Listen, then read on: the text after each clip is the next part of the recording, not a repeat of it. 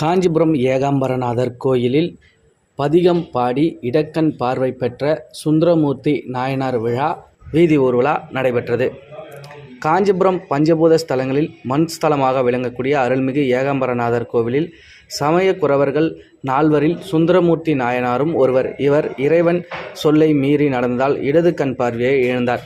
பின்னர் காஞ்சிபுரம் ஏகாம்பரநாதரை வணங்கி ஆனந்தான் உகந்து அமுது செய்தான் என்ற திருக்கட்சி ஏகாம்பரை பதிகம் பாடி இடக்கண் பார்வை பெற்றார் என புராணம் கூறுகிறது. சுந்தரர் பார்வை பெற்ற நாளான மாசி மாத திருவாதிரை நட்சத்திரத்தன்று இத்திருவிழா கொண்டாடப்பட்டு வருகிறது.